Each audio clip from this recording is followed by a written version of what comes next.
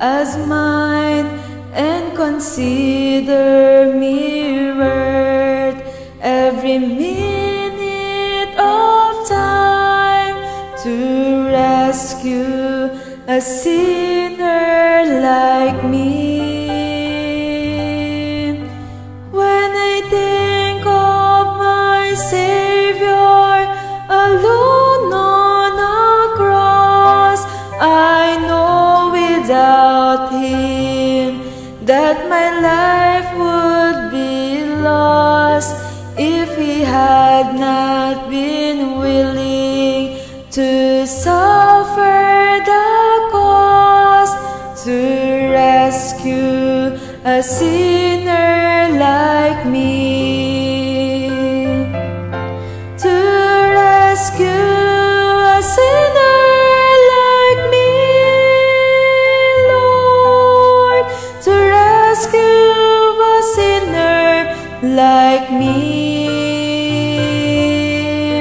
He abandoned His throne and His kingdom above to rescue a sinner like me.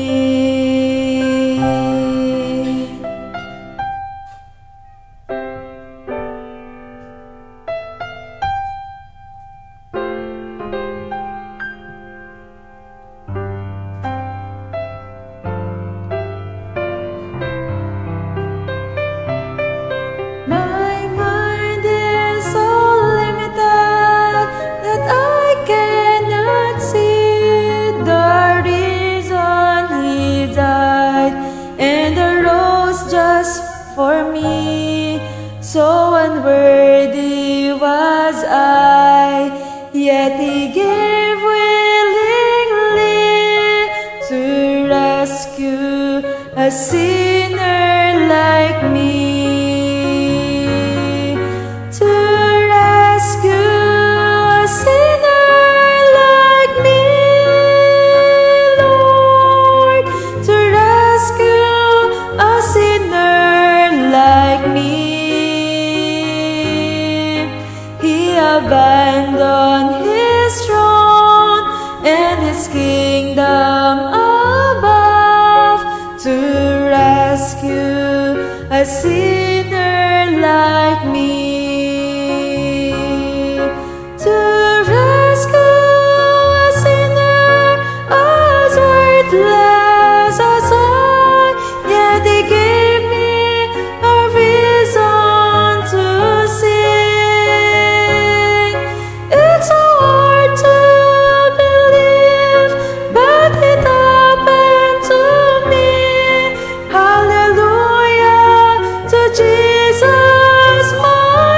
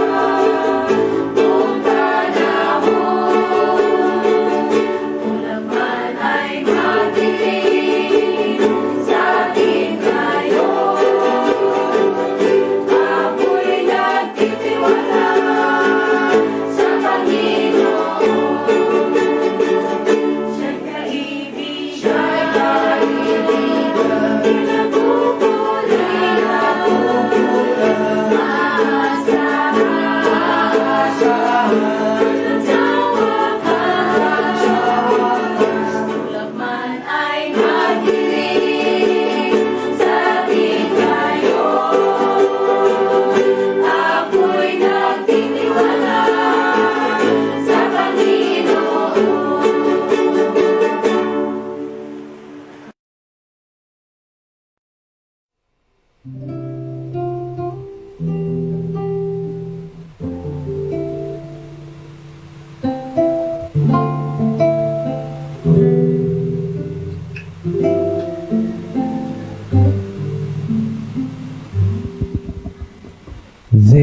is a sanctuary in heaven, a true tabernacle made by God. Jesus the high priest ministers for us to prepare His people before He comes. In the heavenly sanctuary, Jesus is calling. Hear the voice of the Savior who cleansed our souls from sin. Before the judgment made of love, we pass through all men.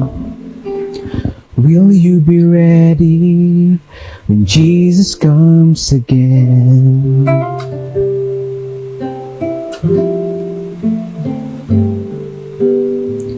Now is the last phase of His atoning ministry, investigating who are ready to live eternally. Those who abide and live for Christ,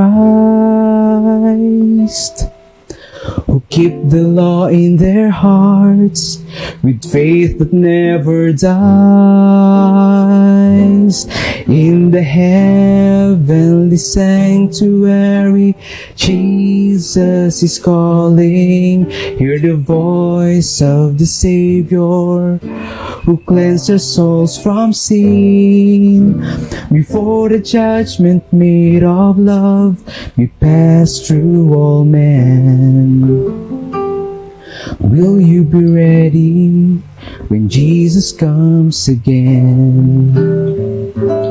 In the heavenly sanctuary, Jesus is calling. Hear the voice of the Savior who cleansed our souls from sin. Before the judgment made of love, we pass through all men. Will you be ready when Jesus comes again?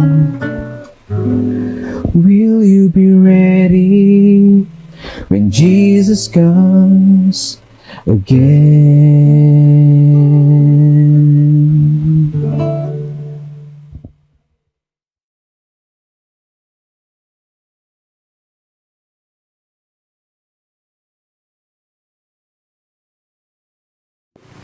Okay, magandang gabi po sa inyong lahat. Maraming salamat sa mensahe uli ng awit at sa ating theme song na ating napapakinggan. Ang theme song po pala natin, siguro sa mga sunod na araw, mayroon pa tayong isang linggo na natitira. Siguro ipapakita namin ang lyrics para mas lalo ninyong maintindihan ang theme song natin sa Sanctuary. Huli lang na-compose ng aming kapatid. Pero sana, bago matapos itong matutunan natin ang isang awit na kinumpos ng aming kapatid sa iglesia, si Brother Danreb, no? Jenreb. Pero umaasa kami na sa gabing ito ay matutunghayan ninyo ang napagagandang paksa. Kagabi ating pinag-aralan yung part 1 natin, The Deadliest Deception of Satan, na siya po'y ang kanyang kasinungalingan na ang tao hindi mamamatay. At pangalawa nating pag-aralan ngayong gabi, Satan's Deadliest Deception, yung eternal torment, yung katuruan na pinaniwalaan ng marami ngayon na ang imperno walang katapusan. Maghihirap ka doon kahit milyon, trilyon o kahit ilang lyon. Walang kamatayan, hindi po yun totoo. Ating pag-aralan ngayon ang biblical teaching, biblical na paliwanag mula sa Biblia kung ano ang imperno. No? Ito ba'y walang katapusan o mayroong katapusan. Atin yung tutunghayan ngayong gabi, pero bago tayo dadako sa ating pag-aaral, imbitahan ko kayo sa isang panalangin. Dakila naming Diyos, marami pong salamat, Panginoon, na kayo po ay naglaan ng mga manunood sa bidyong ito. Aming hiling na inyo itong pangungunahan. Ang turo ninyo mula sa inyong banal na kasulatan ay aming ipinahayag. At sa gabing ito, ang part 2 ng kasinungalingan ng kaaway ay aming tatalakayin patungkol sa imperno, ang biblical teaching patungkol sa imperno. Marami pong naniniwala na ikaw ay mabangis na Diyos sapagkat ang mga masama na iyong parusahan, walang katapusang parusa ang kanilang maranasan. Hindi po ganon ang karakter ng aming Panginoon. Siya po'y Diyos ng pag-ibig, Diyos na mayroong pagmamahal, marunong masaktan. At hindi po niya kaloob na ang kasalanan, mananatili ito walang katapusan. Sa inyong panukala, wawakasan ninyo ito sa tamang panahon. Pero aalisin ninyo ang mga makasalanan at ang kasalanan sa planetang ito. At ang planetang ito, magpapatuloy, mamanahin ito sa mga matuwid. Ngayong gabi, aming tatalakayin, aming pag-aralan, ang aming hiling at samo. Ang karunungan nawa ipagkaloob ninyo sa akin at sa aking tagapakinig. Nawa sa gabing ito, magbigay ito ng unawa, mabubukas ang kanilang pangunawa na ang mga isyu ni Satanas, ang kanyang kasinungalingan, aming maipapakita sa madla. Salamat Amang Banal sa inyong paggamit sa amin bilang instrumento sa gawaing ito at patuloy mo kaming gagamitin hanggang kayo darating. Salamat Panginoon sa pagdinig mo sa aming dalangin sa pangalan ng aming Panginoong Hesus. Amen. So ang ating pag-aralan ngayon ay part 2 po ito. Ang pamagat po dito, Satan's Deadliest Deception. No? Marami po siyang mga issue na binibigay at isa sa mga issue na kanyang pinaniwala ang mga tao na ang Diyos sa langit magbigay ng kaparusahan sa impernong apoy na walang katapusan. Ngunit atin yung tatalakayin sangayon sa ating pag-aaral mula sa kasulatan. Ang Biblia po natin, mayroon po, nagmula po ito sa salitang Hebrew at sa Greek. At pagdating sa translation sa English, mayroon pong 4 na terminology mula sa Hebrew at sa Greek na pagdating sa translation ginawang imperno. Katulad ni mayroong 4 na mga original na sasalita pagdating sa English at sa Tagalog nagiging imperno. Katulad sa salitang Sheol.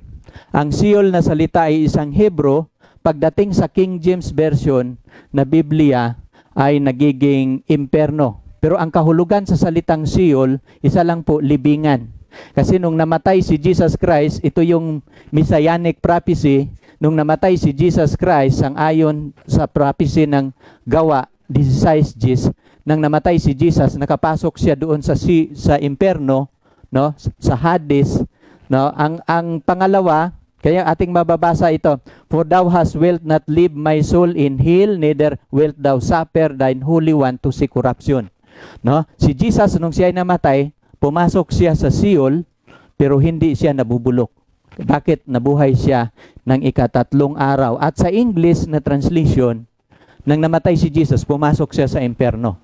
Kaya atin po itong ayusin. Pangalawa, itong talatang ito sa Hebrew, itong talata sa Psalm 16:10, kasi Hebrew po ang original yan sa Sheol, kinukot po ito ni Apostol Pedro nung nangaral siya.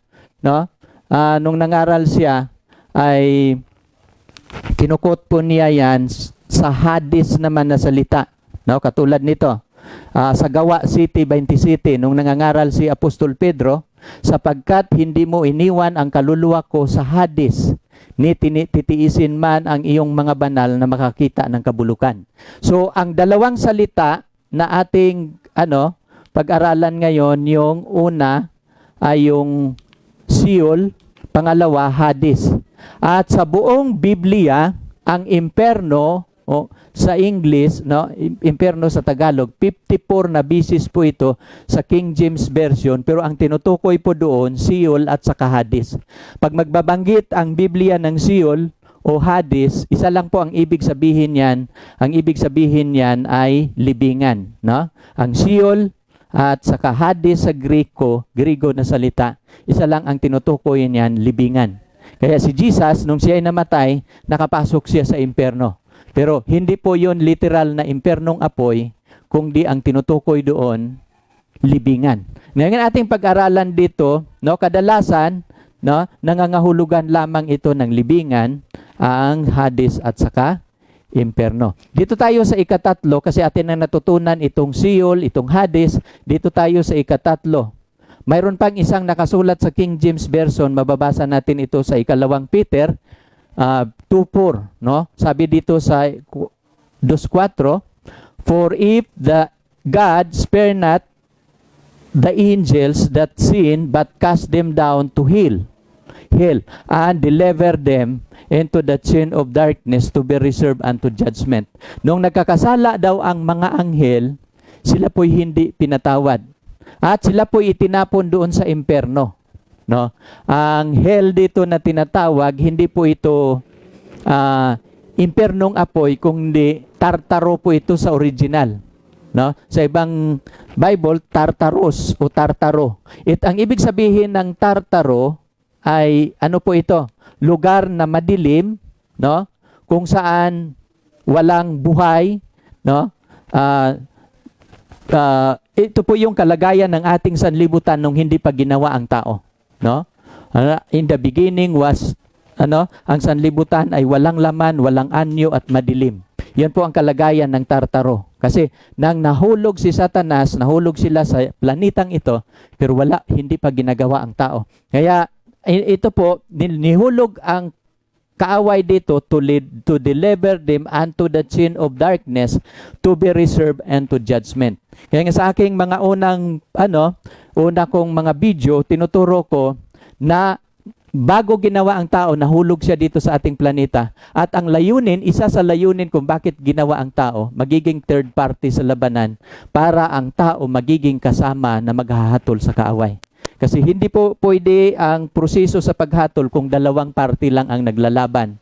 Anghel ng Diyos at anghel ng kailangan gagawa ang Panginoon ng third party para ang paghatol ay walang bias, no? Ganun po ang Dito tayo sa ikatatlo, no? Kaya nga sa Tagalog, sapagkat kung ang Diyos ay hindi nagpapatawad sa mga anghel nang nagkakasala ang mga yaon, kung di sila'y ibinulid sa imperno, imperno din sa Tagalog, at ikinulong sa mga hukay ng kalaliman upang ilaan sa paghuhukom. So, nung nagkakaroon ng labanan sa langit, hinuhulog si Satanas sa lupang ito. Nung wala pang tao, ang layunin, no? Ikinulong sila sa kalaliman ng kadiliman upang ilaan sa paghuhukom. Mayroong judgment na naghihintay pa sa mga anghel na nagkakasala. Pero ang ikaapat, kaya nga apat ito, Sheol, Hades, Tartaros, at ang ikaapat yung Gehenna. Pero itong Gehenna na salita, ito yung ginagamit ni Jesus Christ, na ang binabanggit ni Jesus Christ, impernong apoy. Kaya nga sa apat na terminology mula sa original na Greek, sa Hebrew at saka Greek, ito po ang ating pag-aralan, yung ikaapat, yung salitang Gehenna. Para ating maintindihan ngayong gabi itong imperno. Tatalakayin natin ito isa-isa, no? Kasi minsan may imperno na nakasulat sa Biblia, ang tinutukoy doon Sheol at saka Hades. No, katulad sa Lucas 16, ang mayaman at si Lazaro, hindi po Gehenna ang binabanggit doon, kundi Hades. Ibig sabihin, libingan po ang ginagamit ng Panginoon, pero figurative lang yun, parables lang yun. Ngayon, ating pag-aralan ngayon ang imperno sa Biblia, no? Na binabanggit niya na, anong tawag nito? Yung binabanggit niyang Gehenna. Katulad nito, sa 5:22 ng Mateo, datapwat sinasabi ko sa inyo na ang bawat napupuot sa kanyang kapatid ay mapapasagan sa panganib sa kahatulan. At ang sino mang nagsasabi sa kanyang kapatid, Raka, o mapapasapanganib sa Sanhedrin. Ang ibig sabihin ng Sanhedrin, Supreme Court. At ang sino mang nagsasabi, ulol ka, ay mapapasapanganib sa impernong apoy. So kung magalit ka sa iyong kapatid, para ka na din nakapatay. Kasi magsasalita ka ng masama, mapapasapanganib ka sa impernong apoy. At ito po yung ating pag-aralan ngayon, yung impernong apoy, at binabanggit po itong Gehenna sa Greek. No? Ano po ang kahulugan sa salitang Gehenna? Nangangahulugan na ito ng dako ng pagsunog. So itong gihina na salita, ito po'y nangangahulugan sa isang dako na doon susunugin ng Panginoon ang parusahan. No? Atin lang yang nililinaw, katulad nito sa Mateo 5:29. And if thine right hand, kung ang iyo daw, yung right eye, ay siyang dahilan na ikaw ay nagkakasala, sabi ng Panginoon, dudukutin mo yung iyong mata na dahilan sa pagkakasala. Mas mabuti pa na mayroon kang isang mata na papasok ka sa buhay kaysa dalawa na papasok ka doon, no? At ang iyong buong katawan itatapon doon sa impyerno. At ang binabanggit ditong impyerno, Gehenna, no? Ibig sabihin, lugar ng pagsunog, lugar ng kaparusahan. Katulad dito sa 29 yon, sa 30 tayo. At kung ang iyong kanang kamay, ito yung dahilan sa iyong pagkakasala, sabi ng Panginoon, putulin mo. Mas mabuti pa na maliligtas nga buo, putol ang iyong kamay kaysa buo ang iyong katawan na itatapon ka doon sa impyerno. No? Ang impyerno po dito na binabanggit, apoy. No? Kaya literal po ito na apoy. Sabi ng Panginoon, pero dito, katulad dito sa Mateo uli, 10:18, huwag kayong mga takot sa magsisipatay sa katawan. No? Kasi ang mga alagad nangangaral, pinapatay. No? Binigyan sila ng babala. Pero datapwat, hindi sila makakapatay sa kaluluwa. Binabanggit dyan, Brother John, hindi napatay ang kaluluwa. Dito tayo, kasunod, kung di bagkus katakutan ninyo yaong nakakapuksa sa kaluluwa at katawan, saan? Sa impyerno. Itong tao na papatay sa atin kasi, ang kanyang papatayin katawan lang. Pero kapag Diyos ang magpuksa sa masama, pupuksain niya ang katakutan ninyo yaong makapuksa sa kaluluwa at sa katawan, saan? Sa impyerno. Ang Diyos lang ang makapuksa sa buong pagkatao. Kasi ang binabanggit na kaluluwa yung buong pagkatao mo. No? Ibig sabihin, haharap ka sa hukuman ng Diyos at kapag ikaw ay hindi makapasa sa hukuman ng Diyos, pupuksain ang iyong katawan at kaluluwa doon sa impyerno. So mapupuksa yan. Hindi po totoo na walang kamatayan. Ngayon dito tayo sa kasunod, kasi ating pag-aralan ngayon ang kasinungalingan ni Satanas. Pinag-aralan lang natin mula sa original na Bible kasi pagdating sa translation ay mayroong tinatawag na impyerno, iba yung salita. Kailangan at pag-aralan natin yung tamang salita mula sa original na makikita natin, ito yung parusang apoy. Now, ngayon ating titingnan, totoo po ba na ang impyerno ay walang katapusang parusa o walang hanggang paghihirap sa apoy? No, ito yung ating sasagutin po. Totoo po ba na ang impyerno walang katapusang parusa?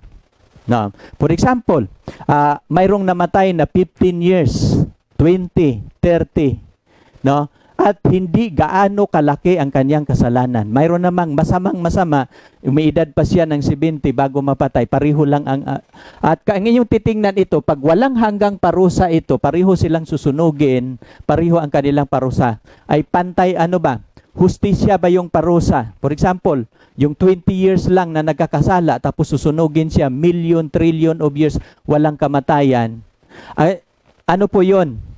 Against po yun sa sa principle ng Biblia kasi pagdating ni Jesus, hahatulan po tayo ayon sa ating mga gawa. Pero kapag tayo maniniwala na ang parusa walang katapusan, pareho ang parusa, ay hindi po yun mapapatunayan sa Biblia. No? Totoo ba yan, Brother John? Ating titingnan, paano ito nakasulat sa Biblia? At alam ninyo, sa sulat ni Ellen G. White, itong parusang apoy, tinatawag ito sa Bible, at tinatawag ito ni Ellen G. White na strange act of God. Kasi ang likas ng Panginoon, ang kanyang karakter pag-ibig. Pero kailangan niyang tatapusin ang makasalanan at ang kasalanan. Kaya nga, lilinisin niya ito sa pamamagitan ng apoy. Pero pag ating pag-aralan ang Biblia, no, at hindi po ito ibig sabihin na wala pong katapusan. Mayroon po itong katapusan at atin po itong tunghayan. Mayroong nagsasabi, mayroong nagsasabi na walang katapusan, yung pag-interpret lang nila sa Biblia. Atin po yung lilinawin ang mga talata ng Biblia na binabasa nila, ipapakita ko sa inyo ang pagkakamali at ang pagkakamali nila ay ang interpretation. No? Ating titingnan ito. Sabi niya, ito yung tinatawag ni Ellen G. White na strange act, ang pagsunog sa mga masama. Bakit? Hindi po nalulugod ang Panginoon na kanyang parusahan, pero wala siyang magagawa dahil choice natin na pinili natin ang kasalanan. Ang Panginoon kasi magbigay siya ng taning kailan niya wawakasan ang kasalanan at makasalanan. No? Aalisin niya ito sa buong universe, ang kasaysayan sa kasalanan. Pati ang kamatayan at ang Hades, hindi na ito mag-i-exist. Sabi niya dito, mayroon baga, sabi niya sa Ezekiel 18:23, mayroon baga akong anumang kasayahan sa kamatayan ng masama? Sabi ng Panginoon, Diyos, hindi baga na mabuti na siya'y humiwalay sa kanyang lakad at mabuhay? Sabi, ito yung panawagan ng Panginoon. Mayroon ba akong kasayahan sa kamatayan ng masama? Hindi ba siya pwedeng magbabago na hindi siya mamatay at siya'y mabuhay? Ito yung kanyang tanong. Sapagkat wala akong kasayahan sa kamatayan nila na namamatay, sabi ng Panginoong Diyos. Kaya't magsipagbalik loob kayo at kayo'y mga bubuhay. Ito yung panawagan. At alam ninyo sa ating ministry, bakit natin ito pinag-aralan? Dahil ang Panginoon gusto niya na maligtas ang lahat ng mga tao. Saan natin yan mababasa? Unang Timoteo 2:4, na siya'y may ibig na ang lahat ng mga tao maliligtas. Kaya nga sabi ng Panginoon, mayroon ba akong kasayahan sa kamatayan ng masama? Hindi ba siya pwedeng magbago at mabuhay? Kasi sabi ng Panginoon, sapagkat wala akong kasayahan sa kamatayan ng mga mamatay. No? Ibig sabihin, ang masama, hindi po siya eternal. Kasi ang parusahan niya, mamamatay. Sabi ng Panginoon, kaya't magsipagbalik kayo at kayo'y mga bubuhay. Now, ating pag-aralan ngayon, totoo ba na ito'y ang parusa ng Panginoon, ito po'y walang hanggan? Ang talata natin, mababasa natin sa Mateo 25:41. Kung magkagayoy, sasabihin naman niya sa mga nasa kaliwa. Kasi pagdating ng Panginoon sa katapusang panahon, ihiwalay niya ang dalawang grupo sa tao. Ang masasama sa kaliwa niya ilagay. At tatawagin niyang kambing. Mababasa natin yan sa Mateo 25:34 hanggang 41. No, mapapansin ninyo, ang mga matuwid naman nasa kanyang kanan. No? At ating pag-aralan mula 41 ay sa mga masasama ito yung kambing. No? Dalawang grupo lang ang mga tao pagdating sa katapusan. Pero ito yung kalagayan sa mga maliligtas. Sasabihin ng Panginoon doon sa mga hindi maliligtas. Kung magkagayoy, sasabihin naman niya sa mga nasa kaliwa, yung kambing. Magsilayo kayo sa akin, kayong mga sinumpa, pasaapoy na walang hanggan, na inihanda sa dyablo at sa kanyang mga anghel. Ito yung sasabihin ng Panginoon sa mga masasama. Saan sila pupunta? Yung hindi maliligtas, pasaapoy na walang hanggan. Kaya nga sasabihin nila yung nakabasa dito, sabi nila, ang parusa ng Panginoon, apoy na walang hanggan. Ibig sabihin, walang katapusan yan. Kaya, yun yung parusa. Pero mapapansin ninyo, kanino inihanda itong apoy na walang hanggan? Ano? Inihanda ito sa dyablo at sa kanyang mga anghel. Alam ninyo, itong apoy na walang hanggan, hindi ito para sa atin. Inihanda ito ng Diyos para sa dyablo at sa kanyang mga anghel. Kung tatanungin ninyo ako, Brother John, may impyerno na ba ngayon? Sabihin ko kayo, bakit, ano bang nakasulat sa talata? Inihanda pa ito sa dyablo at sa kanyang mga anghel. Sinunog na ba ngayon ang dyablo? Wala pa. No? Ibig sabihin, no? At kapag mag-interpret kayo ng Bible, kailangan papansinin ninyo paano ang yung construction ng words. Ang mga masama na hindi mga maliligtas, sabi niya, magsilayo kayo sa akin, kayong mga sinumpa, pasaapoy na walang hanggan. Ano po dyan ang walang hanggan sa talata? Ang walang hanggang po dito, yung apoy. Hindi po yung susunugin. Kasi ang susunog sa mga masama, siya po'y tinatawag na apoy na walang hanggan. No? Atin po itong tatalakayin, hindi po nakasulat sa Biblia na ang susunugin ang walang hanggan. Kaya nga, dito po pumasok ang kasinungalingan. Kapag mayroong turo na nagsasabi, susunugin kayo sa apoy na walang katapusan, hindi po yun, ang apoy lang po dito ang walang katapusan at apoy lang ang walang hanggan. Kasi itong apoy dito, may ibig sabihin po ito. Ang apoy na susunog sa mga masama, hindi po siya ordinaryong apoy. Kung di Diyos po ito na siyang maglilinis sa kasamaan at kasalanan at siya mismo ang susunog. Kasi Diyos po ang mag-aalis sa kasalanan. Kaya nga yung apoy, tinatawag siyang walang hanggan. Nakukuha ninyo? Kasi ang apoy po dito, ang walang hanggan, hindi po yung susunugin. Mayroon pang suportang talata katulad nito. No? Mayroon ba tayong mababasa na ang Diyos ay apoy? Mayroon po. Sapagkat ang Panginoon mong Diyos ay siyang apoy na namumugnaw. Nakukuha ninyo? Kaya nga, ang Diyos pala, apoy pala ito na namumugnaw. Therefore, kasi ang lilinisin ng Panginoon dito, yung kasalanan at mga makasalanan, wawakasan ito. Kaya tinatawag po itong apoy na walang hanggan. Kaya nakareserba po ito sa dyablo at sa kanyang mga anghel kasi ang kasamaan bibigyan ng Panginoon ng eksakto tamang panahon kailan niya wawakasan. At kapag wawakasan niya ang kasalanan, siya mismo ang mag-purify, siya mismo ang mag-undergo sa purification ng kasalanan at siya mismo ang aalis. Kaya yung apoy na tinatawag, referring to God the Father po ito. Nakukuha ninyong ibig sabihin? Bakit? Sapagkat ang Panginoon mong Diyos ay isang apoy na namumugnaw, no? Na pamalibubuing Diyos nga. Apoy ba siya namumugnaw? Yes, kaya nga tinatawag siyang apoy na walang hanggan.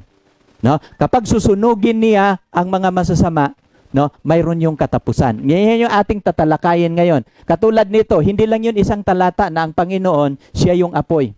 No? Sabi niya dito sa Deuteronomy 9:3, talastasin mo na sa araw na ito na ang Panginoon mong Diyos siyang mangunguna sa iyo na parang namumugnaw na apoy. Yung naglalakbay ang Israel mula sa Ehipto hanggang Kanaan, siya ang nangunguna. At siya ang nakipaglaban sa kaaway ng mga Israel, no?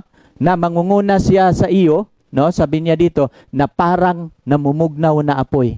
Kanilang lilipulin sila, yung mga kaaway ng Israel, at kanilang payuyukurin sila sa harap mo. Sa gayoy iyong mamamalas sila, no? Mapapalaya sila at iyong malilipol silang madali na gaya ng sinasalita ng Panginoon. No? Mapapansin mo, ang Diyos, siya po'y namumugnaw na apoy. Hindi lang yan sa Old Testament. Sa New Testament, sinulat din ni Apostol Pablo. At ito yung sulat ni Apostol Pablo sa Hebreo 12:29. Sapagkat ang Diyos natin ay isang apoy na namumugnaw. Kaya kapag magbabanggit sa Biblia na walang hanggang apoy, hindi po yun tumutukoy doon sa susunugin. Kasi hindi po sinasabi na ang susunugin walang hanggan. Ang susunog ang walang hanggan. Kasi ang walang hanggan doon yung apoy.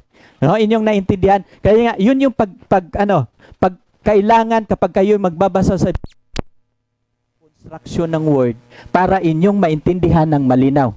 Ngayon ating titingnan dito ang kasunod. Nagkaroon ng problema ang ating anong nangyari?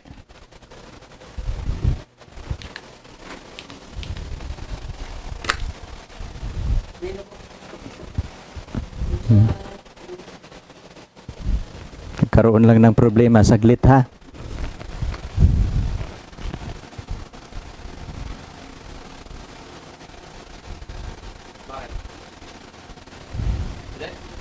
Ulit.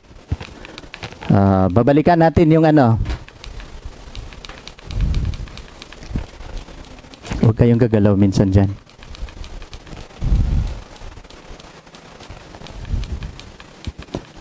Konting distraction lang to. Dito tayo. Kasunod. Dito naman, no? Ating natutunan, sapagkat ang iyong Diyos, ang Diyos natin siyang apoy na namumugnaw. Konting problema, tutuloy tayo. At kasunod na talata, mayroon napapansin dito, ang uod din ay hindi namamatay. Magkakasama po ito, mayroon pong talata sa Biblia, 2 talata sa Biblia na aking natuklasan. Ang apoy hindi mamamatay, ang uod din hindi mamamatay. Paano yun nakasulat sa Biblia? Kung ating i-consider ang Marcos 9:45 hanggang 47. Babasahin ninyo yung talata. Sabi sa talata, kung ang iyong paa ay makapagpatisod sa iyo, putulin mo, mabuti pa sa iyo ang pumasok kang pilay sa buhay na may 2 paa kang matitisod, mabubulid sa impyerno. Uulitin natin. Kung ang iyong paa ay makapagpatisod sa iyo, putulin mo, mabuti pa sa iyo na pumasok kang pilay sa buhay kaysa may 2 paa kung ibubulid ka sa impyerno. at dooy hindi namamatay ang kanilang uod at hindi namamatay ang apoy.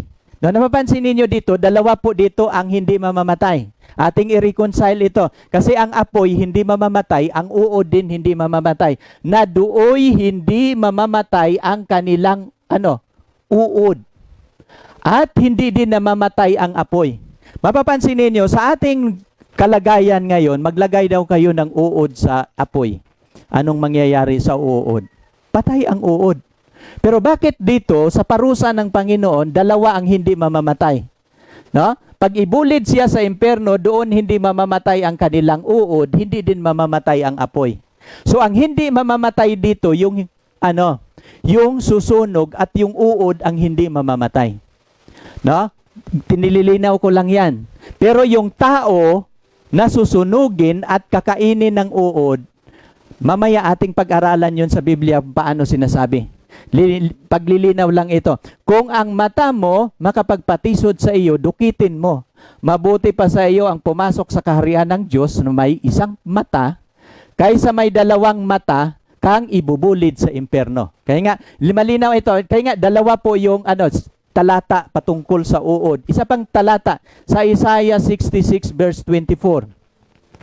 At sila'y magsisilabas, magsisitingin sa mga bangkay ng mga taong nagsisalangsang laban sa akin, sapagkat ang kanilang uod, binabanggit na naman yung uod, ay hindi mamamatay o mamamatay man ang kanilang apoy, at sila'y magiging kayayamutan sa lahat ng mga tao. Na mapapansin, dalawang talata po dito, atin ang na-reconcile kanina na ang apoy hindi mamamatay. At yung apoy na walang kamatayan, hindi mamamatay na apoy, eternal fire. Ang eternal doon yung fire. No, ngayon, paano natin ipapaliwanag itong uod na hindi din mamamatay? Ang uod, ang apoy, ito yung God the Father. Ang uod, ito yung God the Son, si Jesus Christ. Kapag wawakasan ng Diyos ang kasalanan, itong dalawa ang mag-eradicate. For the final eradication of sin ay ang God the Father at God the Son, wawakasan na po ang kasalanan. Saan po natin mababasa? Itong awit 22:1, patungkol ito sa Messianic prophecy. Nung si Jesus Christ napako doon sa cross, bago siya mamatay, ang sigaw ni Jesus doon sa cross, Diyos ko, bakit mo ako pinabayaan? No? Nakasulat na yan sa Old Testament yung sasabihin ni Jesus. No, napapansin niyo nung napako si Jesus Christ doon sa cross, nang nakadipa siya bago siya mamatay, tumingala siya sa langit, nagsasabi, Diyos ko, bakit mo ako pinabayaan? No? Napapansin ninyo, ito ang talata patungkol sa Messianic prophecy. Anong mababasa natin sa awit 22:1? Diyos ko, bakit mo ako pinabayaan? Bakit napakalayo, no, sa pagtulong sa akin sa mga salita ng aking pag-angal? Pero mapapansin mo, ito yung talata natin, 22:1, pagdating dito sa size, ngunit ako'y uod at hindi tao. No, sabi niya dito, duwahagi sa mga tao at hinamak ng bayan. No? Nang si Jesus dumating, hinamak po siya ng bayan, pinapako siya sa krus. Ngunit nang pinapako siya sa krus, siya po ang nagsasalita, no, Diyos ko, bakit mo ako pinabayaan? At si Jesus Christ, sang-ayon sa awit, siya po'y nagpakilala na sabi niya, ngunit ako'y uod at hindi tao. Kaya nga, ang apoy na maglilinis, magsusunog sa mga masama, yan, siya po ang God the Father. At ang uod na hindi mamamatay, si Jesus Christ. So malinaw na yan na ating naintindihan, no? Kasi atin yung unawain, hindi, kasi ang turo sa Biblia, ang walang kamatayan dito yung apoy. Ang walang kamatayan dito yung uod. Pero pag babasahin mo yung susunugin, 30 talata sa Biblia nagsasabi, ikalawang kamatayan. No? At maatin ding mapag-aralan mamaya, sila po'y magiging abo. Ito po ang wakas sa mga masama. Hindi po totoo yung walang katapusan. Kasinungalingan lang po yan ni Satanas na kanyang tinuturo sa mga mangangaral niya para maniniwala ang mga tao na ang Diyos siya po'y isang notorious na Diyos, hindi mabuti na Diyos. Pero ating pag-aralan, hindi po yung totoo na ang impyerno walang katapusan. No? Sabi niya dito sa Awit 106 verse 18, at apoy na nagniningas sa kanilang pulutong, susunog sa liyab ng masama. No? Ibig sabihin, kapag susunog siya sa liyab ng masama, mayroon bang nasunog sa liyab ng masama, mayroon bang nasunog sa liyab ng apoy na hindi nagiging abo? Nagiging abo. Kaya nga mamaya atin pong tatalakayin yan. Magbigay ako ng halimbawa na ang susunugin sa apoy na walang hanggan, magiging abo. Mayroon bang mababasa dyan, Brother John, na ang sinusunog sa apoy na walang hanggan, magiging abo? Mayroon. Saan po natin mababasa? Sa Judas 1:7. Nakasulat po sa Judas, gayon din ang Sodoma at Gomora at ang mga bayang nasa palibot sa mga ito. Dalawang bayan ang sinunog, Sodoma at Gomora at sa karatig na mga bayan, na dahil sa pagkabuyo, sa pakikiapid, sa pagsunod sa ibang laman. Kasi ang lalaki, gusto nila lalaki. No? At inilagay sila sa pinakahalimbawa na sila'y nangagbata sa parusang apoy na walang hanggan. No? Itong Sodoma at Gomora, dahil sa kanilang kasalanan, sila daw po ay inilagay na pinakahalimbawa. So kung mayroong pagsunog in the future, mayroon ng sinunog noon. At itong sinunog na dalawang bansa, itong Sodoma at Gomora, dalawang bayan, inilagay ito ng Panginoon na pinakahalimbawa. Example po ito, no? Na sila'y mangagbata sa parusang apoy na walang hanggan. Now ngayon, ang Sodoma at Gomora, halimbawa pala ito sa parusa na apoy na walang hanggan. No, mayroon pa bang apoy ngayon sa Sodoma at Gomora? Kasi ito yung halimbawa na sila'y nagbata sa parusang apoy na walang hanggan. Ano bang nangyayari sa mga tao sa Sodoma at Gomora? Nagiging abo. Ganon din po ang susunugin ng Diyos sa impyerno. Sila po'y magiging abo. No, ito yung nang sinunog at ang Gomora at mayroon bang mga reporter na nagbabalita na tinitingnan nila sa kamera na ang sa Sodoma at Gomora naglangoy-langoy pa rin ngayon? Wala. No, mapapansin ninyo? At anong sulat ni Apostol Pablo, no? Sabi ni sa Apostol Pedro, sabi niya dito sa ikalawang Pedro 2:6, babasahin ninyo sa inyong Biblia, and turning the cities of Sodom and Gomorrah into ashes. Anong nangyayari sa Sodoma at Gomorrah? Nagiging abo. Napapansin ba ninyo? Kaya nga, hindi po totoo na ang impyerno, maglangoy-langoy ka doon na walang katapusan. Kasi ang walang walang apoy na walang hanggan, yun yung sumunog sa Sodoma at Gomorrah, at ang Sodoma at Gomorrah nagiging abo. No? And turning the cities of Sodom and Gomorrah into ashes, condemn them with an overthrow, making them an ensample unto those that after should live ungodly, the eternal fire. No, napapansin ninyo? Ano dito ang eternal? Yung sinunog o yung fire? Eternal fire po ang binabanggit. At ang eternal fire sa Bible, Diyos lang. Kasi ating napag-aralan kahapon, sino lang ang walang kamatayan? Sino lang ang walang katapusan? Diyos lang. Pero bakit mayroong eternal fire? Kasi Diyos po yung apoy. Ang susunog sa mga masama, hindi po siya ordinaryong apoy. No? He is God Himself. Kaya nga, hindi po totoo na ang susunugin sa impyerno walang katapusan. No? Ako din po ay, pag yan ang Diyos na aking pinaglingkuran, hindi po siya Diyos ng hustisya. Siya po ay notorious na Diyos kung ang parusa niya walang katapusan. No? Ikaw na mamumuhay ng 50 years tapos susunugin ka niya ng walang katapusan, hustisya ba yon? Hindi po yun hustisya. At ito po ang kasinungalingan ng kaaway na kanyang tinuturo at ang mga tao sa buong mundo naniniwala sa kanyang kasinungalingan. Ilan sa mga relihiyon ngayon na nagtuturo ng impyerno walang katapusan? Marami. At kahit ikaw na nakikinig ngayon, siguro naniniwala ka sa ganyang turo. Hindi po yan ang turo ng Biblia. Ang eternal lang dito ay ang apoy. No? Basahin natin sa Tagalog ang ikalawang Pedro 2:6. Ito yung nakasulat sa Tagalog. At pinarusahan niya ng pagkalipol ang bayan ng Sodoma at Gomora na pinapagiging abo. Anong nangyayari sa mga tao na sinunog sa Sodoma at Gomora? Nagiging abo. Nang naging halimbawa sa magsipamuhay sa mga masama. So, nagiging abo sila. No? Kaya mapapansin ninyo, hindi po totoo na ang impyerno walang katapusang paghihirap. No? Hindi po 'yun ang tao walang kamatayan. Ang dito, katulad nito, magbigay ako pa ng halimbawa sa Jeremias 17:27. Ngunit kung hindi ninyo didinggin ako upang ipangilin ang araw ng Sabat, ang mga Israelita kasi sinuway nila ang batas ng Sabat.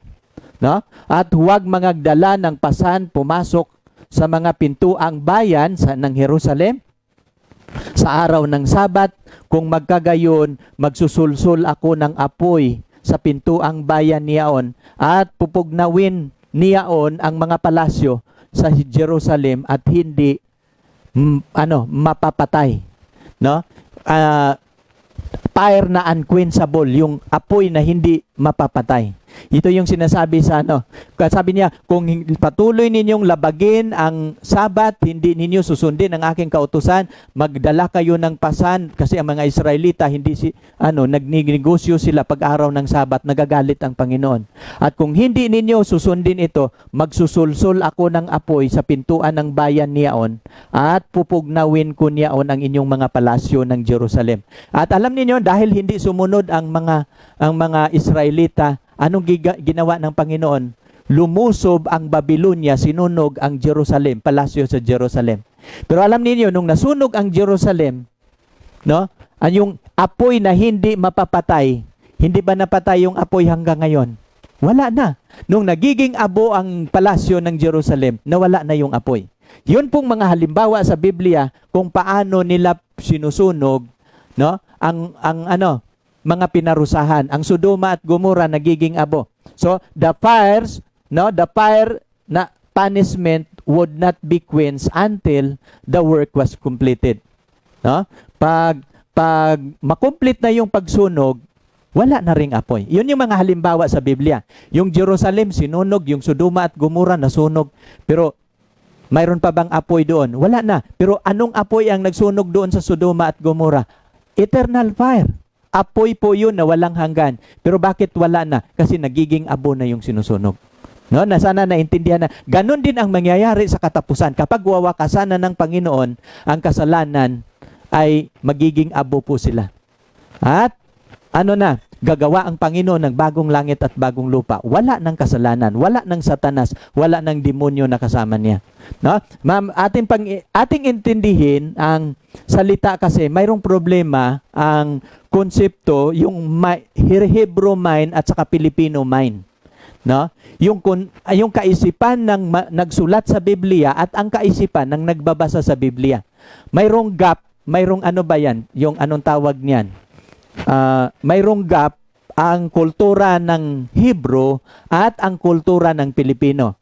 Kasi pag-aralan natin ang Biblia, ang salitang eternal at saka everlasting, kung titingnan natin yan sa original, tinatawag po yun na ulam.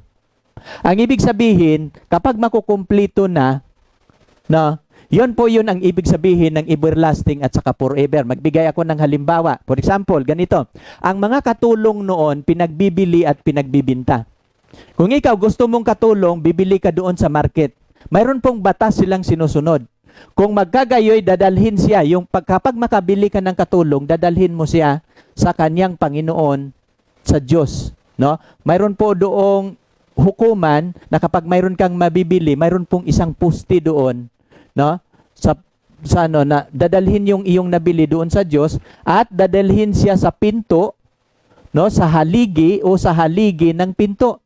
At bubutasan ng kanyang Panginoon ang kanyang tainga at isang pangbutas. At paglingkuran niya siya magpakailan man. No, napapansin niyo. For example, ako, makabili ako ng katulong kasi binibinta yung mga katulong. Dadalhin ko ito sa harapan ng Panginoon yung nabili kong katulong. At yung katulong ay 6 years lang yun maglilingkod. No? At pagka 6 years palalayain. Every 6 years, ika-7th year palalayain. Yun yung batas nila. Pero mapapansin ninyo, at kapag patayuin ko siya doon sa hukuman, sa poste, pagkatapos ako na bumili, lalagyan ko siya dito ng aritis. Yun yung history kung bakit ang mga tao nagsuot ng aritis sa Old Testament. At yung aritis na ilalagay ko sa tainga, bubutasan ko yung tainga niya, lagyan ko ng aritis, nakalagay ang aking pangalan. At yung katulong na nabibili ko, no, maglilingkod na yon sa akin, paglingkuran niya siya magpakailanman. No. Ano ko na siya? Mapapansin ninyo, ganun ang mga katulong na maglilingkod. Ngunit si Ana, katulad nito, si Samuel. Si Samuel, ang ina ni Samuel, hindi nanganganak. Pero pumunta siya doon sa templo ng Panginoon, nanalangin siya sa Panginoon. Panginoon, bigyan mo ako ng anak. Mangako po ako, kapag bibigyan mo ako ng anak, kapag siya ay, maalis na siya sa suso, dadalhin ko siya sa templo at paglingkuran kaniya magpakailanman. Katulad nito. Ngunit si Ana hindi aahon sapagkat sinabi niya sa kanyang asawa, hindi ako aahon hanggang sa ang bata mahiwalay sa suso. At kung magkagayoy, aking dadalhin siya upang siya ay makita sa harap ng Panginoon at tumahan doon magpakailanman. Yung salitang magpakailanman, forever yun sa English. Titira daw si Samuel doon sa templo forever. Pero napapansin niyo si Samuel, nakatira pa ba ngayon sa templo? Wala na. Kasi ang salitang forever sa Hebrew concept, habang siya ay nabubuhay. No? Kaya nga sinusulat nilang forever, eternal, ang konsepto ng mga Hebrew authors hanggang siyang ay mamatay. No, sana inyong naintindihan ang sinasabi ng Biblia. Katulad ni Jonas. Si Jonas, kinain siya ng isda kasi ayaw niyang mangaral sa Ninibe. Nang nandoon siya sa tiyan ng isda, binabanggit niya yung forever. Sabi niya dito, ako'y bumaba sa mga kaibabaan ng mga bundok, sa lupa sangpo ng kanyang halang, at tumakip sa akin magpakailanman, gayon may sinampa mo ako ang aking buhay, no?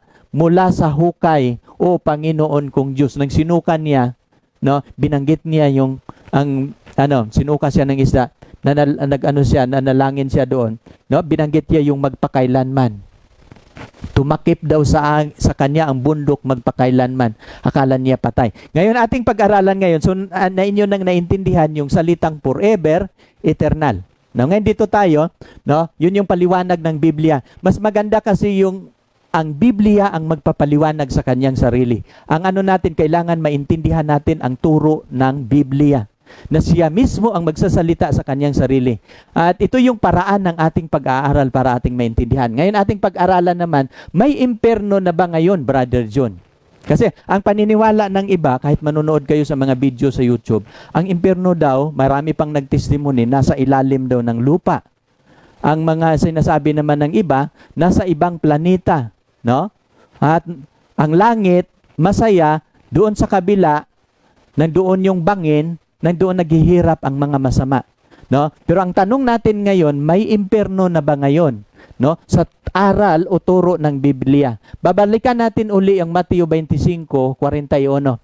Kung magkagayoy, sasabihin naman niya sa mga nasa kaliwa, magsilayo kayo sa akin, kayong mga sinumpa, pasaapoy na walang hanggang, na inihanda sa dyablo at sa kanyang mga anghel.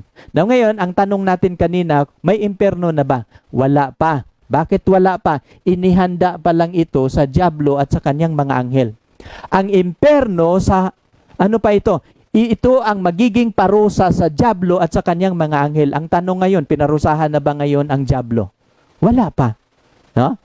At mamaya, kaya nga, inihanda pa lang ang impyerno ngayon. Wala pang pinaparusahan ngayon sa impyerno. Kaya nga, saan ang lugar ng impyerno? Ito yung kasunod na ating babasahin. Saan ang magiging lugar? Kung wala pang impyerno, Brother John, saan ba ang magiging lugar sa impyerno? No? Pag ating babasahin ng 2 Pedro 3, no? Sabi niya dito, nasa pamamagitan din nito, ang sanglibutan noon inapawan ng tubig na pahamak. sa panahon ni Noe. Sa pamamagitan nito, ang sanlibutan noon, inapawan ng tubig na pahamak. 2 Pedro 3:6 at saka 7. Sa 7 na po tayo. Sa verse 7. Ngunit, ang sangkalangitan ngayon at ang lupa, binabanggit dito yung lupa, sa pamamagitan ng gayon ding salita, iningatang talaga sa apoy, itinataan sa araw ng paghuhukom sa paglipol sa mga taong masama. No? Ang lupa ngayon, itinatalaga na ito sa apoy. So, saan ang magiging lokasyon sa impyerno? Itong planeta natin. Dito po susunugin ng Panginoon ang mga masama. Kasi sa Biblia, dalawa po ang parusa na ipapataw ng Panginoon sa sanlibutan ito. Una, yung tubig sa panahon ni Noah, na apawan. 8 lang ang naliligtas. Ewan ko dito kung ilan ang maliligtas kasi ang lupa natin, no? Sabi niya dito, at sa gayon din ang lupa sa pamamagitan din gayon ding salita, iningatang talaga sa apoy. Ang lupa ay nakahanda na ito susunugin sa apoy kapag wawakasan ng Panginoon ang kasalanan. Nakukuha ninyo? Kaya nga ang lokasyon sa impyerno, ito pong lupa natin. No, saan mag-aapoy ang impyerno? Sa ating nababasa, dito sa lupa. Hindi po sa ilalim ng lupa o doon sa ibang lugar. No? At yan po ang kailangan ang ating pag-aaral, magiging piho, tama, mababasa sa Biblia. No? Narito, saan ba gagantihan ng Panginoon ang mga maliligtas at saan niya parusahan ang mga masasama?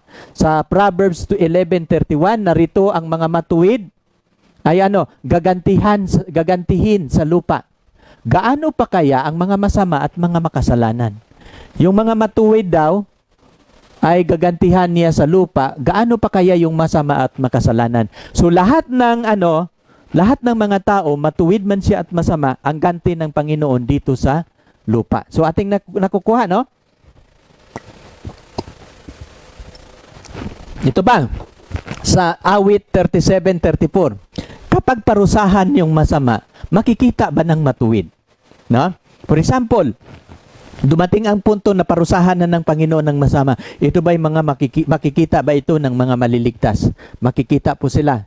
37:34, hintayin mo ang Panginoon at iingatan mo ang kanyang daan at ibubunyi ka upang manahin mo ang lupain. Pagka mahiwalay ang masama, iyong makikita. No? Kapag parusahan ang mga masama, makikita po ito ng mga matuwid. Kaya nga maraming iiyak. Alam niyo kung bakit maraming iiyak? Ang kaibigan mo nang doon na parusahan. No, minsan may mga anak ng mga magulang hindi nakasama ang kanilang mga anak. Minsan may mga kapatid. Minsan may matalik na kaibigan. Kaya nga sa araw na yan kapag kayo maghihiwalay, iiyak yung isang parte. Kaya pero anong sabi sa Revelation 21 verse 4? Papahiran ng Diyos, papahiran ng Panginoon ang ating mga luha sa ating mga mata. At sabi ng Panginoon, hindi na magkakaroon ng kamatayan. Bago maghiwalay ang dalawang grupo, makikita natin ang dadadasanin ng mga masasama. At ang mga mabubuti, kasama nga tayo sa paghatol sa kanila sa loob ng 1,000 taon. No? Kaya nga, marami akong topic sa YouTube na inyong matitingnan paano ninyo maintindihan ang kalagayan sa huling araw. Kasunod na talata nating babasahin, 2 Pedro 3:10 hanggang 12. Size at city yung binabasa natin kanina. Babalik tayo sa 2 Pedro. Datapwat darating ang araw ng Panginoon na gaya ng magnanakaw na ng sangkalangitan sa araw na iyan mapaparam kasabay ng malaking ugong, no? At ang mga bagay sa langit mapupugnaw sa matinding init. At ang lupa at ang mga gawang nasa lupa ay pawang masusunog. Itong lupa natin, kaya nga ito yung planeta natin at ang gawang nasa lupa masusunog. Masusunog po yan. Ang lupa lang dito masusunog pero hindi po yun magiging abo. So, magsubo kayong magsunog sa lupa ng mga bagay, pero ang lupa hindi siya masusunog sa apoy kasi ang ating lupa, sa totoo lang, fireproof po yan. Mas matunaw pa ang bakal kaysa lupa. Hindi po basta-bastang masunog ang lupa. Ang susunugin po dito, sa totoo lang, masama lang, si Satanas lang at ang kanyang mga anghel. Pero pagkatapos masunog sila, mawala ang apoy, magiging abo silang lahat, pero yung lupa mananatili po ito. Hindi po ito mawawala dahil masunog. Ang mawawala lang po dito ay ang mga masasama. At gagawin niya itong yamang ang lahat ng mga bagay ay mapupugnaw ng gadito. Anong anyo ng mga pagkatao ang nararapat sa inyo? Sa banal na pamumuhay at sa maawain. Ito yung sabi ni Apostol Pedro. Kung ito'y mangyayari sa sanlibutan, mangyayari sa inyo, anong anyo ng pagkatao ang nararapat sa inyo? Mamumuhay kayong banal at pagkamaawain. Yun yung mahalaga. Na ngayon ating pag-aralan ngayon, sunod nating katanungan sa ating pag-aaral sa impyerno, kailan ang impyerno mangyayari?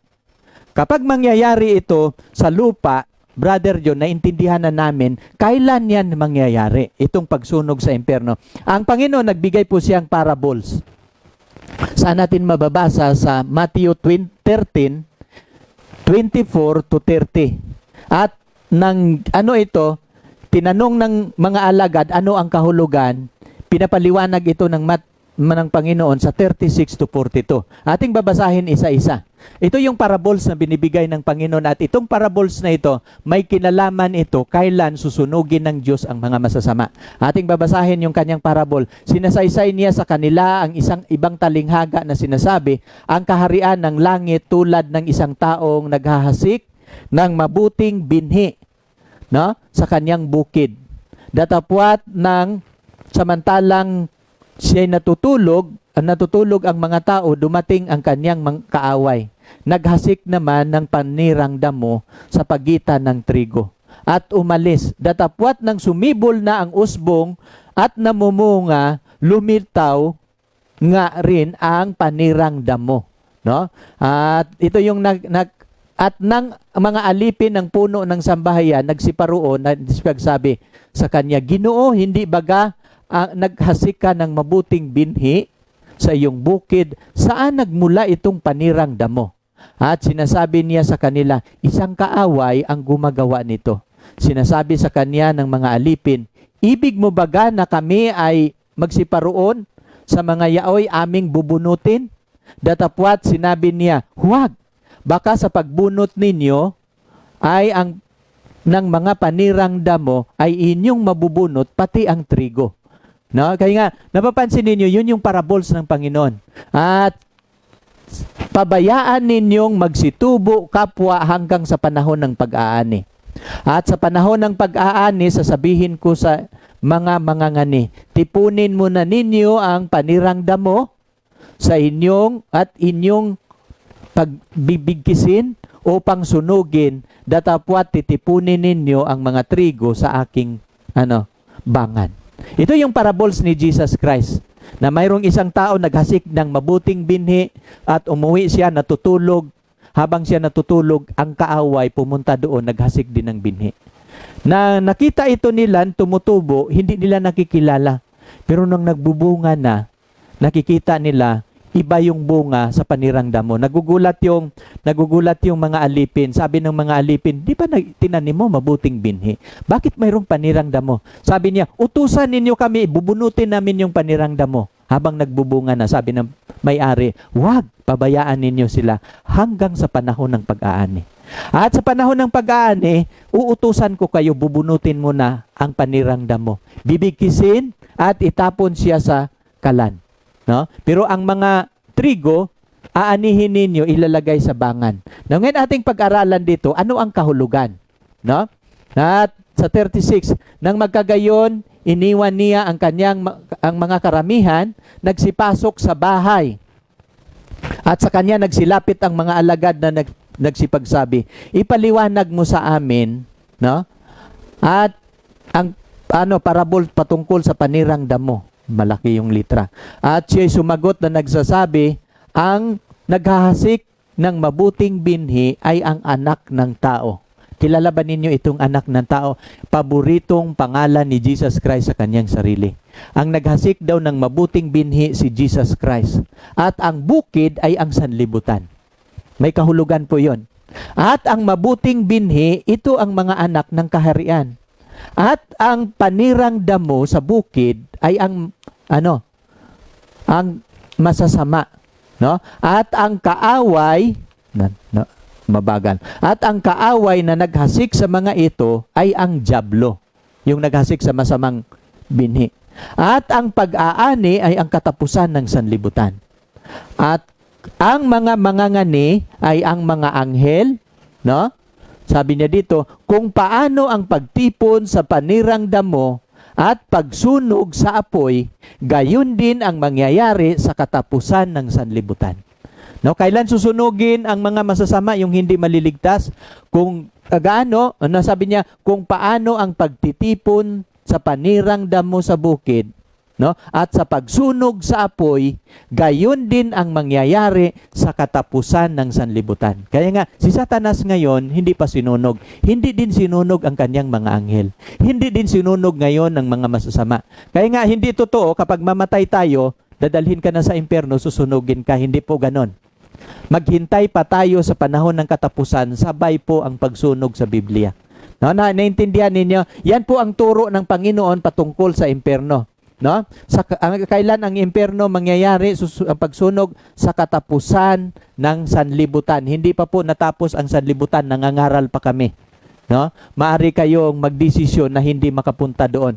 Now ngayon, susuguin ng anak ng tao ang kanyang mga anghel, no? Kanilang titipunin sa labas ng kanyang kaharian ang lahat ng mga bagay na nakapagpatitisod na nagsisigawa ng katampalasanan. Saan susunugin ang mga masasama?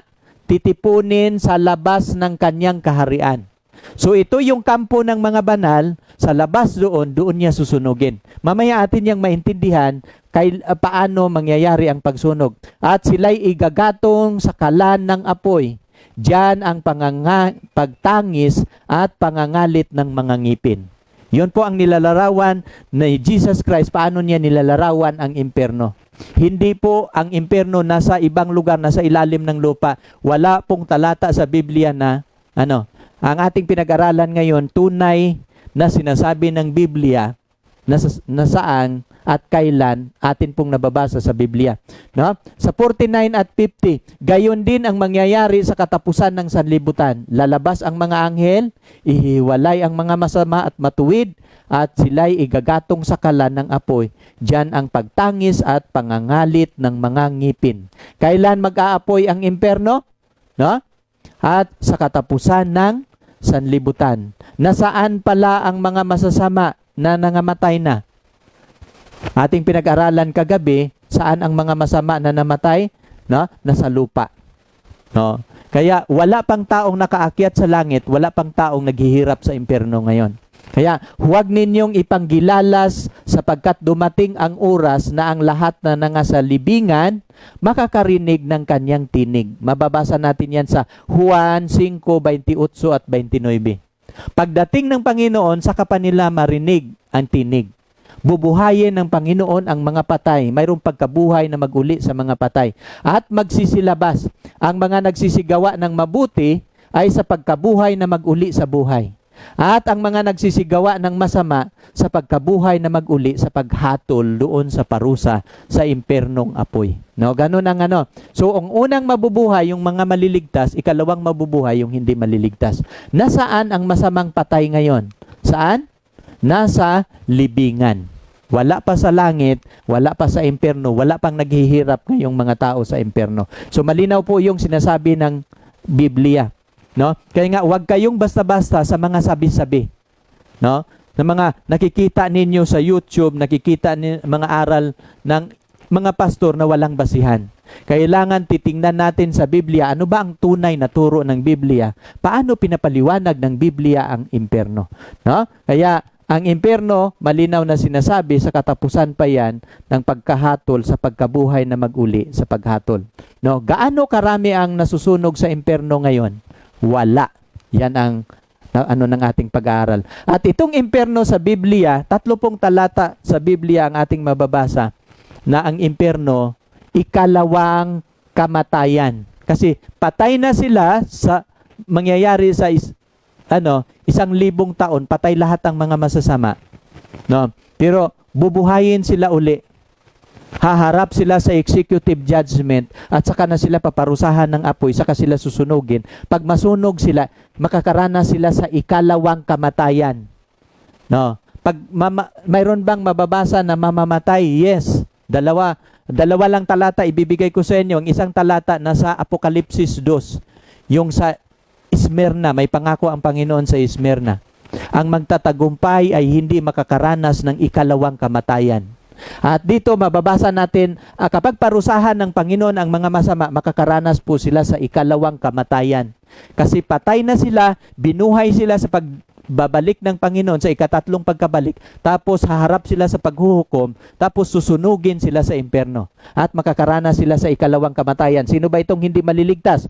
Ngunit sa mga duwag, at sa mga hindi mananampalataya at sa mga kasuklam-suklam, sa mga mamamatay tao, sa mga papakikiapid, at sa mga manggagaway, sa mga sumasamba sa Diyos-Diyusan, delikado yan, at sa lahat ng mga sinungaling, at ang kanilang bahagi ay dagat-dagatang nagniningas na sa apoy at asupre na siyang ikalawang kamatayan. No, hindi po totoo na walang kamatayan yung susunugin. Ano ang kanilang mga maranasan? Ito yung hindi maliligtas ha. Makakaranas sila sa ikalawang kamatayan. Malinaw po 'yon, no? Kaya ang Biblia nagsasabi na kapag hindi ka maliligtas ay makakaranas ka sa ikalawang kamatayan. Kapag mabubuhay ka, buhay na walang hanggan, no? Kaya nga hindi po totoo na matanggap mo yung walang hanggang buhay, yung isa naman walang hanggang kamatayan. Hindi po 'yon ang nakasulat sa Biblia. No, ang nakasulat sa Biblia, ang parusahan ng Panginoon, makakaranas sila sa ikalawang kamatayan.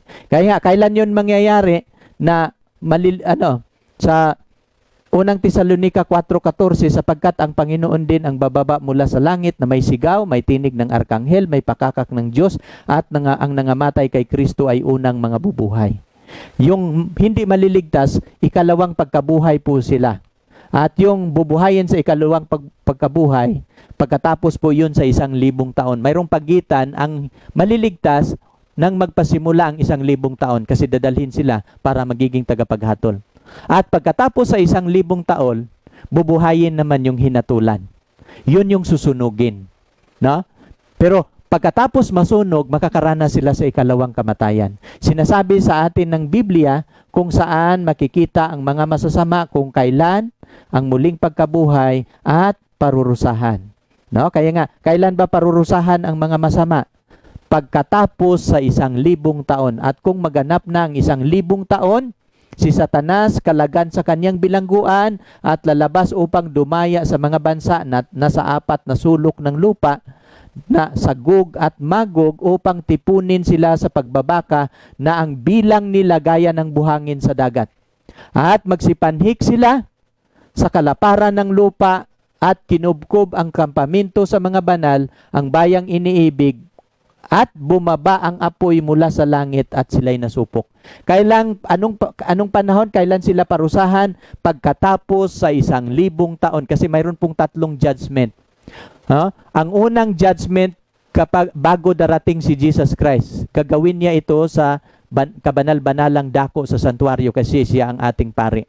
At pag matapos na niyang mahatulan ang mga tao, papalitan na niya ang kanyang damit pari, magsuot na siya ng hari, bababa na siya sa lupa. Kukunin na yung mga hinatulan niyang maliligtas. At yung dadalhin niya sa langit ng mga maliligtas, isama niya sa paghatol. Kasi mayroon pong 3 piece of judgment. Una, investigative judgment. Ikalawa, millennial judgment. No? Lahat ng mga maliligtas, ipapakita niya ang record. Bakit sila hindi naliligtas? At si Kristo at ang mga maliligtas, sila po ang maghahatol. Gaano sila katagal masusunog sa impyerno.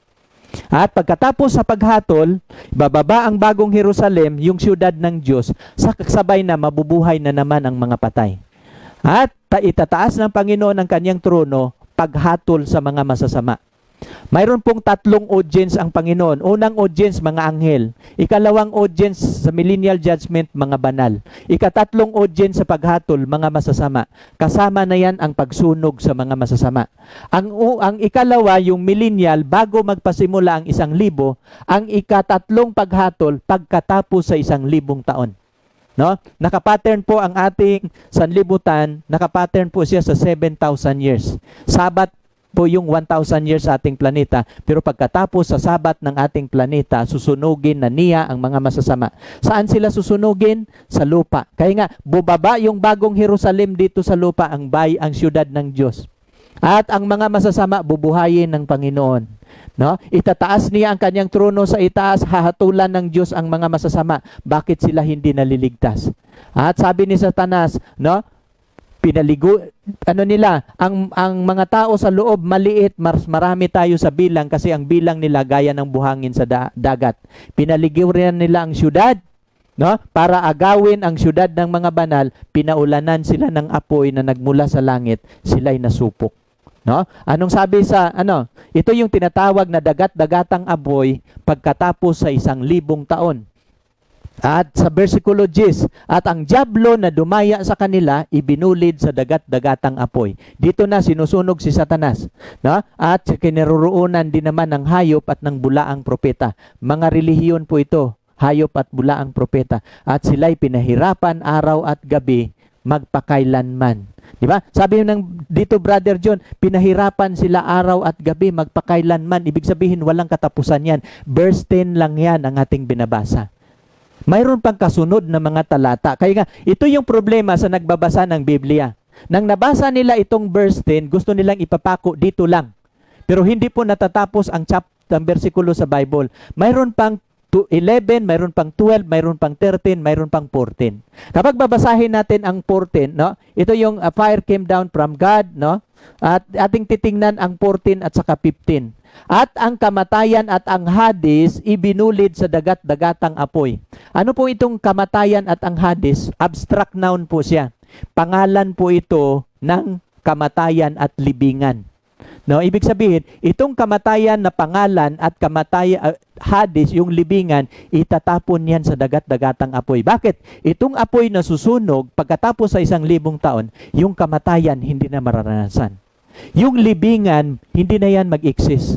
Kasi pagkatapos sa pagsunog sa impyerno, wala ng kamatayan at wala ng libingan. Kaya nga binabanggit dito, ang kamatayan at ang Hades ibinulid sa dagat-dagatang apoy. Anong kasunod? Ito ang ikalawang kamatayan. Sa makatuwid bagay ang dagat-dagatang apoy. No? Ibig sabihin, ilang talata na ating nababasa, itong dagat-dagatang apoy, ikalawang kamatayan po yan.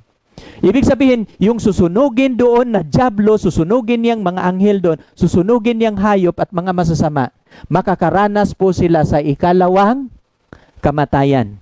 No? Kapag magbabasa kayo ng Biblia, ididiritso naman ninyo para malaman ninyo ang katotohanan. Ang mga nagbabasa doon na pinatunayan na ang impyernong apoy walang katapusan, yung verse 10 lang. Pero ididiritso ninyo, ganun po ang pag-aaral sa kailangan nasa konteksto ang paliwanag ninyo paano kayo mag-aaral ng Biblia. Kasi ang Biblia hindi po yun nagkakontradict. No? Ulitin natin, ang kamatayan at ang Hades ibinulid sa dagat-dagatang apoy at ito ang ikalawang kamatayan. Sa makatuwid bagay ang dagat-dagatang apoy, ikalawang kamatayan sa dagat-dagatang apoy. Nung tinitingnan nito, yung pangalan ba nito na sa aklat ng buhay, tinitingnan, wala. Ay itatapon din yung mga taong hindi sa dagat-dagatang apoy. Sa 8, 21:8, ngunit sa mga duwag, sa mga hindi mananampalataya, sa mga kasuklam-suklam, mamamatay tao, at sa mga makikiapid, manggagaway, nagsisamba sa Diyos-Diyosan, at sa lahat ng mga sinungaling, at ang kanilang bahagi dagat-dagatang nagniningas na apoy, at asupre na siyang ikalawang kamatayan. Ikalawang talata yon, ikatatlo yung sa church ng Sardis. Dito sa dito pa, may talata pa. Mapalad at ang banal na makakalakip sa unang pagkabuhay na maguli. Sa mga ito'y walang kapangyarihan ang ikalawang kamatayan. Napapansin ninyo yung ikalawang kamatayan? no? Kundi sila'y magiging mga saserdote ng Diyos at ni Kristo, maghaharing kasama niya sa loob ng 1,000 taon. Binabanggit na naman dito yung ikalawang kamatayan. Ang ano ng Panginoon, kung ang maliligtas mayroong eternal life, ang parusahan ng Panginoon ikalawang kamatayan. Kaya hindi po totoo ng impyerno walang katapusan. Kasi sa Biblia, ang impyerno, ang kapag susunugin ang mga masama doon, susunugin si Satanas, makakaranas ng ikalawang kamatayan. Ito po ang ibig sabihin ng impyerno. The opposite of eternal life is not eternal torment, but second death. Hindi, itong eternal torment, doktrina lang po yan ni Satanas. Pero wala po yung katotohanan yung eternal torment sa Biblia. Ang turo ng Biblia, no, kapag susunugin sila sa apoy, makakaranas sila ng ikalawang kamatayan. No? This is the second death. No? Kaya nga, malinaw yan. Ngayon, mayroon ba tayong mababasa? Binabanggit mo kanina, Brother John, na ang susunugin sa eternal fire magiging abo, yung Sodoma at Gomora. Pero mayroon ka bang mababasa na mababasa natin litra por litra na ang susunugin magiging abo? No? Mayroon po tayong talata niyan. Ang Biblia hindi magkukulang. Malakyas 4, chapter 4, verses 1 to 4. Inyo pong mababasa dyan. No? Sapagkat narito ang araw dumarating na nagniningas na parang hurno, at ang lahat na palalo at lahat ng nagsisigawa ng kasamaan magiging parang dayami. Susunugin sila ng Diyos parang dayami. Oh? At ang araw na darating susunog sa kanila. Sabi ng Panginoon ng mga hukbo na anupat hindi mag-iiwan sa kanila ni kahit ugat ni sangaman. No? Sino bang ugat sa kasalanan? Si Satanas. Sino yung mga sanga? Ang mga anghel at ang mga masasama. Na mapapansin ninyo, kapag wawakasan ng Diyos ang kasalanan at makasalanan, darating ang araw na susunog sa kanila na ano pala sila, no?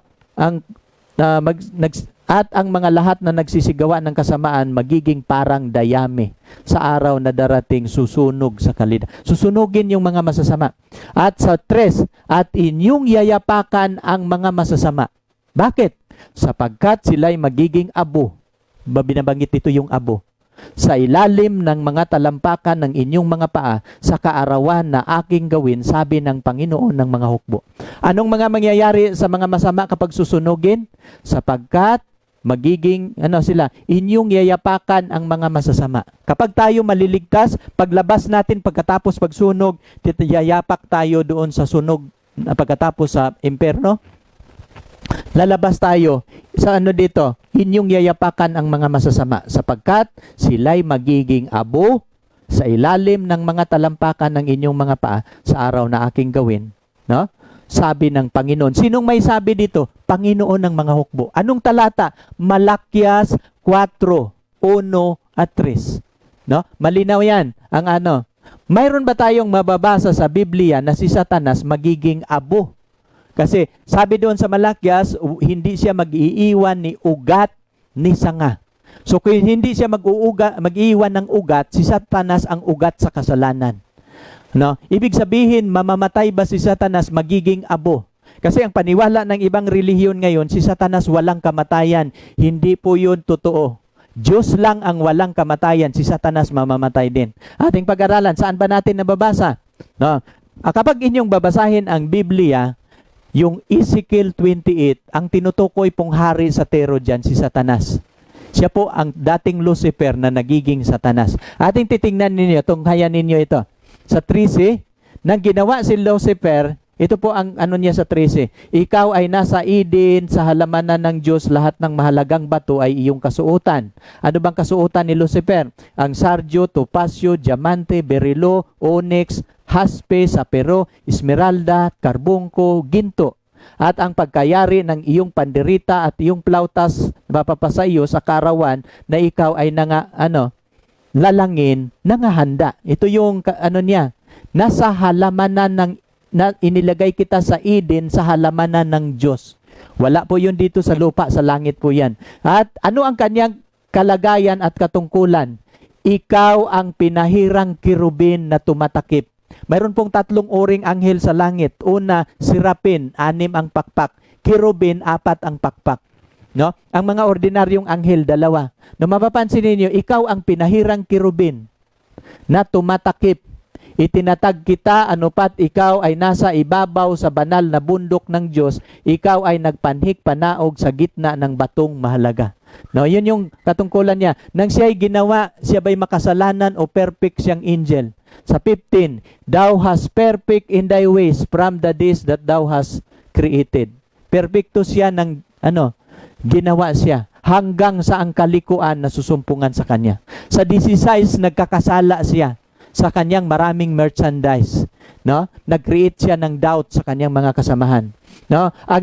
Anong kasalanan na nagawa niya? Ang iyong puso nagmamataas dahil sa iyong kagandahan. Iyong ipinahamak ang iyong karunungan dahil sa iyong kaningningan. Aking inihagis ka saan? Sa lupa. Nandito na ngayon si Lucifer sa lupa na nagiging demonyo, nagiging dragon, nagiging diablo.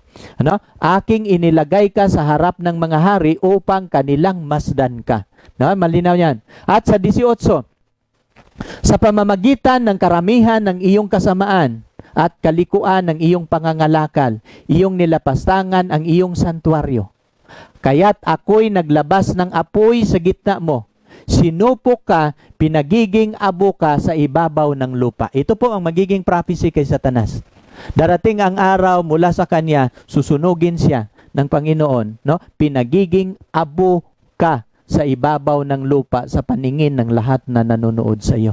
Naka-prophecy na po sa Bible, nakasulat na po sa Biblia, na itong Lucifer na nagiging Satan, nagiging dragon, nagiging demonyo, na dati perpektong anghel, nagkakasala.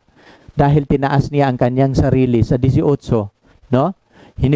Sa 17 hinulog siya sa lupa, no? Aking inihulog ka sa lupa, no? Sa harap ng mga hari. Sa pamamagitan ng karamihan ng iyong kasamaan, kalikuan ng iyong pangangalakal, iyong nilapastangan ang iyong santuaryo, ako'y naglabas ng apoy sa gitna mo. Sinupo ka, pinagiging abo ka sa ibabaw ng lupa sa paningin ng lahat na nanonood sa iyo. Mayroon ba tayong mababasa sa Biblia na si Lucifer, si Satanas magiging abo? Yes, 100%. Mababasa natin sa Ezekiel 20 at 28 verse 18. So hindi po totoo ng impyerno walang katapusan. Malinaw na ba sa inyo ngayon? Kaya nga, ito po ang purpose namin sa The Gospel of Jesus Christ, na yung mga turo ni Satanas na kasinungalingan, dito po natin ihahayag. Dito po natin ipapakita ang mga turo na wala sa Biblia. No? Dahil sa mga turong kasinungalingan. At ito po ang aming layunin sa The Gospel of Jesus Christ. Hindi saktan ang aming tagapakinig. Ngunit nais naming makikita ninyo ang tamang turo ng Biblia. Inyong makikita ang katotohanan. At sabi niya dito sa 19, silang lahat na nakakakilala sa iyo sa gitna ng mga bayan, natigilan dahil sa iyo. At ikaw ay magiging kakikilabot at ikaw ay hindi na mabubuhay pa. Kapag susunugin ng Panginoon ang diablo at ang kanyang mga anghel, mabubuhay pa ba sila? Sabi ng Panginoon, ikaw ay hindi na mabubuhay pa. Darating ang panahon na wawakasan ng Panginoon ang kasalanan at mga makasalanan. Susunugin sila sa eternal fire. Sino yung eternal fire? God Himself. Sino yung uod na hindi mamamatay? God the Son. Wawakasan ng Diyos Ama at Diyos Anak ang kasamaan. At susunugin ang mga masama dito sa lupa hanggang sila'y magiging abo. Pagkatapos nila magiging abo, lalabas tayo sa syudad, aapakan natin ang mga masama ng ating mga paa sila pagkat sila'y magiging abo. Gagawa naman ang Panginoon ng bagong langit at bagong lupa. No? At hindi na mag-exist ang kasamaan. No? At anong kasunod sa Sa 2 Pedro, yamang ang lahat ng mga bagay na ito mapupugnaw ng ganito. Anong anyo ng pagkatao ang nararapat sa inyo? Sa banal na pamumuhay, no? At pagkamaawain. Ngunit ayon sa kanyang pangako, naghihintay tayo ng bagong langit at ng bagong lupa na tinatahanan ng katuwiran. Ito po yung ating hinihintay. Kaibigan, yun ang natutunan ang ating pinag-aralan ngayon. Gusto ka bang magiging makabilang, makakasama doon sa grupo ng mga taong mapalad na maliligtas, na maghihintay kasama namin? No? na sa pangako ng Panginoon. Ito yung panghuli. Sabi ni Apostol Pedro, yamang ang lahat ng mga bagay na ito na mapupugnaw ang mga ganito, ang mga masasama. Ano ang iyong pangarap ngayon? Alam ninyo, mayroong isang author, si Blackaby, nabasa ko yung sulat ni Blackaby. Nang nalaman niya ang plano ng Diyos sa kapanahunan ni Noah, nababago po ang pangarap ni Noah. Noah was no longer in his business, sabi ni Blackaby. Sa atin ding kapanahunan ngayon, magwawakas ang ating sanlibutan. Kumusta ka? Ano ang iyong pangarap sa buhay? Sabi ni Apostol Pedro, yamang ang lahat ng mga bagay na ito ay mapupugnaw ng ganito. Anong anyo ng pagkatao ang nararapat sa inyo? No? Sabi niya dito, no? Sa banal na pamumuhay at pagkamaawain. Ngunit ayon sa kanyang pangako, naghihintay po tayo sa bagong langit at bagong lupa na lilikhain ng Panginoon, magiging tahanan ng mga matuwid. Kaibigan, gusto mo bang magiging makabilang sa mga matuwid? Wawakasan ng Panginoon ang kasalanan at kasamaan. No? At ito yung sabi ni Nahum bago tayo manalangin. Ano ang inyong kinakatha laban sa Panginoon? Siya'y gagawa ng lubos na kawakasan. Ang pagdalamhati ay hindi titindig sa ikalawa. Kapag wawakasan ng Panginoon ang kasalanan at makasalanan, yung kasamaan sa planetang ito, titiyakin ito ng Panginoon na ang paghihirap na ating nararanasan ngayon, hindi na po ito mauulit sa ikalawa. Ngayon lang ito maranasan. Kaya nga kasama ko, nangangarap ako na kabilang sa mga maliligtas. At ito yung dahilan kung bakit ako nangangaral. Kayo din. No? Magpasimula kayo, maglilingkod sa Diyos at magiging karapat-dapat maghintay tayo sa Kanya na may buhay na may buhay na nararapat sa banal na pamumuhay. Ipanalangin ko kayo ngayong gabi sa ating pagtatapos. Tayo po'y manalangin. Dakila naming Diyos, kami po'y natutuwa na isang paksa na naman ang aming natutunan sa gabing ito. Aming pinag-aralan ang eternal torment na ang turo ng karamihan, paniniwala ng karamihan sa kasinungalingan ng kaaway na kapag ang mga masama na hindi maliligtas masusunog sa imperno, magpakailan-kailanman kahit alang bilyon o trilyon. Hindi po yun totoo. At sa gabing ito, aming pinapahayag na ang katotohanan, na pawang katotohanan. At aming inahayag kapag wawakasan ninyo, hindi po kayo ang notorious na Diyos na natutuwa sa paghihirap. Hindi kayo nalulugod sa kamatayan ng mga masasama. Sapagkat kayo ang Diyos ng pag-ibig. Pero nararapat na wawakasan ninyo ang kasamaan sapagkat ito ay nakakaugat sa planetang ito. Ngunit darating ang araw na inyo itong wawakasan. Nandito po ang aming mga viewers ngayon. Maaring ito yung unang topic na napanood nila.